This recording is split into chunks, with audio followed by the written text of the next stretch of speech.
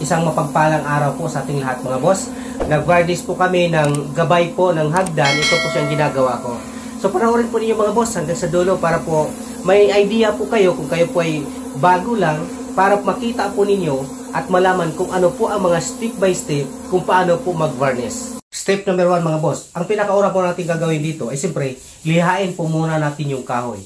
Ang gamit po nating liha dito mga boss, number 100, tapos pasadahan po natin ng number 120. Kahit pa galing po ito ng SAS factory itong kahoy na ito, siyempre kailangan pa rin nating reviewin sa pagliha dahil meron po mga gas-gas po nito na mangilan-ngilan na nakabalagbag. Yan po ang kailangan po nating tanggalin para po pag stain po natin, hindi po siya pangit tingnan. Dahil kung meron pong nakabalagbag na gas-gas, mahalata po siya kapag i-stay na po natin. So, kailangan nating tanggalin yan para malinis yung ating trabaho. Step number 2 mga boss. Ang gagawin po natin, dahil tapos na po nating lihain yung kahoy, i-apply na po natin yung ating wood stain. Ang ginamit po naming wood stain po dito ay oil wood stain na maple. Simple lang ang pag-apply po nito. Gamitan po ng brush, tapos saka po natin punasan ng basahan.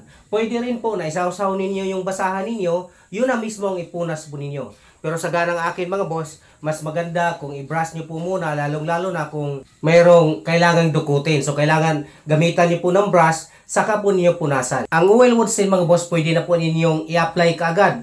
Basta i-mix lang po ninyo ng gusto. Pero kung gusto nyo i-adjust, pwede na naman pong i-adjust, gamitan nyo po ng tinting color. So simple lang po ito. Ipunas nyo lang po. Kung kailangan nyo po yung palabnawan, pin-thinner lang din po ang halo. So ilang beses po ba tayo dapat magpatong ng wood stain? Magdepende po yan sa inyo dahil pagka gusto ninyong mas darker pa, ang gagawin po ninyo, patungan nyo po pagkatapos po ng sealer. O kaya, sa pagtimpla pa lang ng wood stain, i-dark nyo na po. Step number 3 mga boss, haluin na po natin yung ating pangipit na sanding sealer. Ito po siya, sanding sealer. Siyempre, may mga halo po yan, kagaya po ng lacquer flow, ito po, at lacquer thinner. Paano po sa timplahin mga boss? Tinitimpla po ito ng 3% na lacquer flow kapag straight po buisin ang gamit po ninyo. Pero kung kagaya po nitong gamit ko ngayon na hindi po buisin yung ating thinner, mas damihan po natin yung ating lacquer flow para hindi po siya magtutubig. Kailangan lang po na durugin po natin ng husto yung latak po ng ating sanding sealer at isama po natin yan sa ating pagtimpla po ng ating varnish kasi nga kasama po yan sa chemicals na sangka po ng sanding sealer. So yung iba, hindi na po nila dinudurog yan, binubuhos na po nila kaagad yan, naiwan po yung latak. Mali po yun. Dapat po haluin po natin ng gusto para maisama po dahil chemicals po yan, nasangka po talaga para po sa sanding sealer. So dapat po nating durugin po talaga yan bago po natin ibuhos. So maaaring meron pong magtataka sa inyo mga boss na kapag nag-wood stain pa kayo, gamit po ang oil wood stain, at inipit po ninyo ng sanding sealer, pag natuyo, namumuti po siya. Mga boss, normal po yan kapag namumuti pagkatapos po nating patungan ng sanding sealer.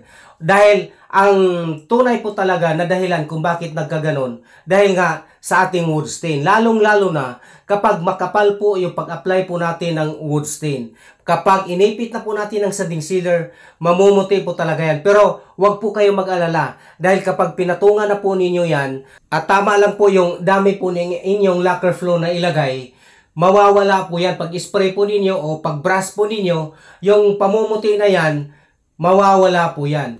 So dapat huwag po tayo mag-alala dahil nasa lacquer flow ang pag-asa po na hindi po masisira yung ating trabaho. Maniwala po kayo.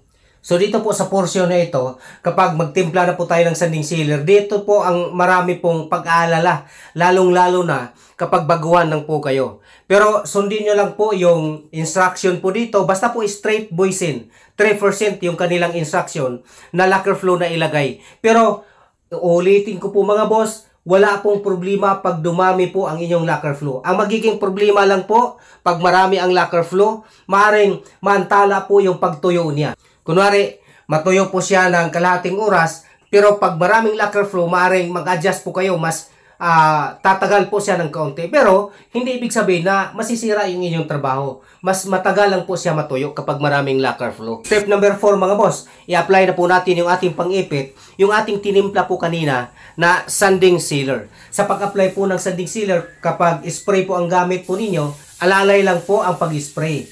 Hindi po kaagad kapalan dahil kapag kinapalan nyo kaagad, aagos naman po. So pangit po tingnan, lalong-lalo na kapag makapal po ang inyong wood stain.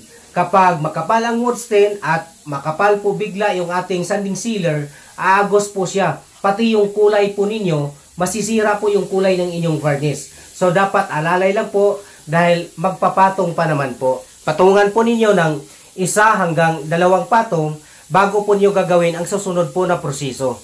Step number 5 mga boss. Ang gagawin na po natin ngayon dahil tapos na po yung ating pag-apply po ng sanding sealer, makapal na po siya, pwede na po nating masilihan. Ang gamit po natin dito na masilya ay Full-A-Tite. Ito po talaga yung gamit po para po sa varnish. Pwede po ang feed tight, pwede po ang spur tight, basta po masilya na pang varnish. So yan na po yung ginagawa po natin ngayon. Ano ba yung nilalagyan po natin ng masilya? Ang nilalagyan po natin ng masilya mga boss, meron po tayong nasilip na kaunting butas, parang gakarayom lang po kalaki yung mga butas po dito o yung mga diferensya po ng kahoy o kaya yung mga malalaking bitas po ng kahoy. Yan po ang nilalagyan po natin.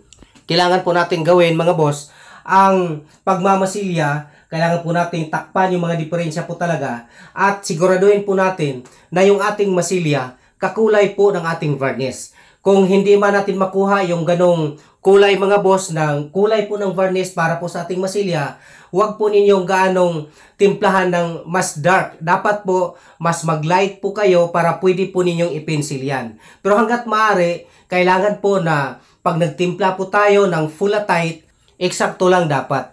Marami pong nagtatanong sa atin mga boss kung kailan ba tayo dapat magmasilya.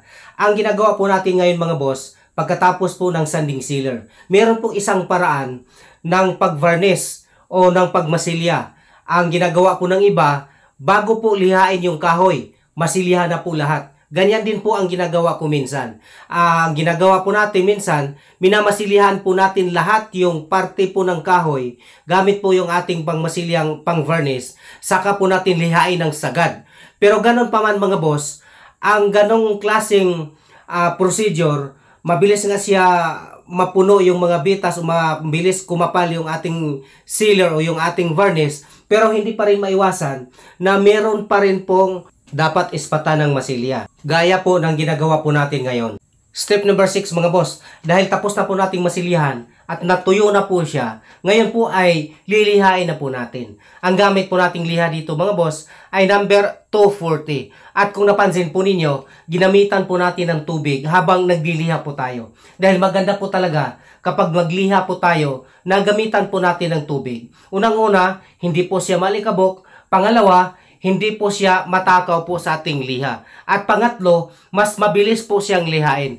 At mas mabilis po nating mapakinis yung ating trabaho. Basta po siguraduhin na po natin na kapag ganitong proseso po ng ating pagliliha, nagamit po ang tubig mga boss, kailangan lang po natin siguraduhin na makapal po ang inyong sanding sealer para hindi po abutin ang kahoy kapag niliha po natin. Alam niyo naman po, lalong-lalo na kapag nara, na kapag nabasa po siya ng tubig, mag-iiba po yung kulay po niya. So dapat medyo makapal lang po ang ating sanding sealer at alalay lang din po yung ating pagliha. Pero kung ayaw po ninyo ang ganitong klaseng proseso po sa pagliliha, pwede na naman ninyong lihain ng mano-mano na hindi po gamitan po ng tubig. Nasa sa inyo po yan, kayo naman po ang gumagawa. Step number 6 mga boss, ang gagawin na po natin ngayon ay bubulihin na po natin yung ating varnish o imuniego na po natin yung ating trabaho. Ano po itong buli? Ano po itong muniego dito po sa pagbabarnish?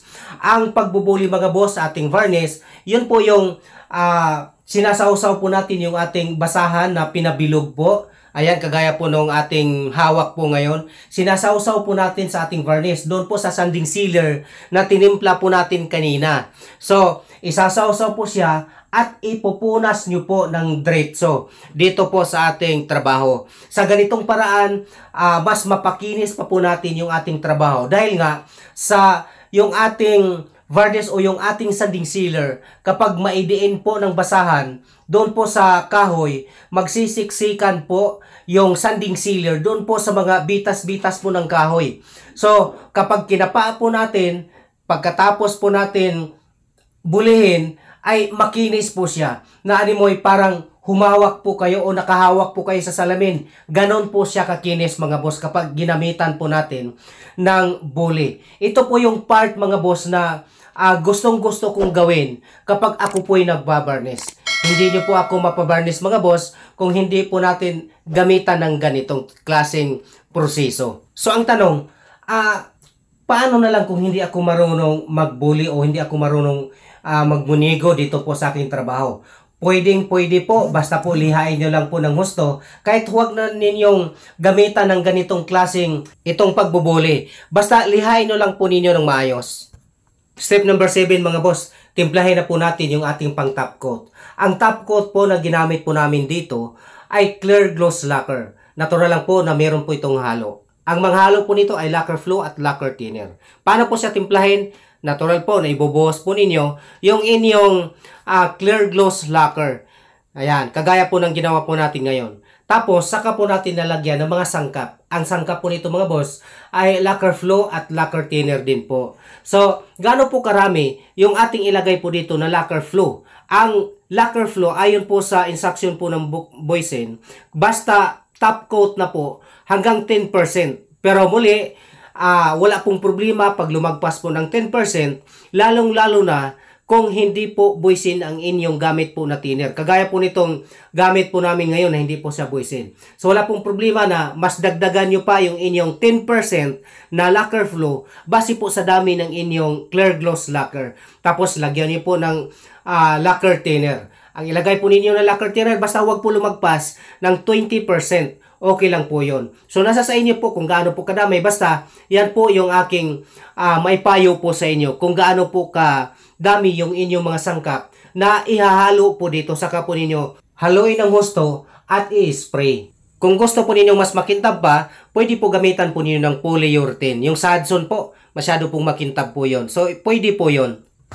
Step number 8 mga boss, dahil tapos na po nating timplahin yung ating top coat, ngayon po ay lihain na po natin ito. Lihain po natin ng number 400. Ito po yung liha na pang last na liha na makinis. So lihain po natin ng number 400 bago po natin i-apply yung ating top coat. At siyempre, bago po natin i-apply yung pinaka-last na top coat, dahil hindi lang naman isang mano o isang coat lang ang top coat natin dito, lihain po natin muli ng number 400. Step number 9 mga boss, i-apply na po natin yung ating clear gloss lacquer, yung ating tinimpla po kanina na pang top coat. So sa pag-apply po nito, kailangan po nating mag-ingat na po dito ng husto dahil top coat na po ito. Kailangan wag po siyang tumulo. Alalay lang po yung pag-spray. Kailangan po huwag ninyong palaparan masyado yung spray po ninyo at huwag din po masyadong lakasan po yung hangin. So katamtaman lang po. Hanggang 30 PSI, pwede na po yan para po sa akin. Magdepende na po yan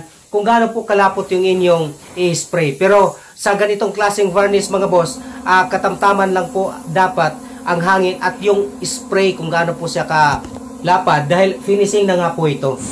Naway may nakuha po kayong konting idea mga boss dito po sa ating pinakita ngayon. At para po sa mga hindi pa po nakapag-follow dito po sa ating FB page, i-follow niyo po ako mga boss. Huwag po kalimutang mag-like at i-share ang video na ito. Maraming salamat po.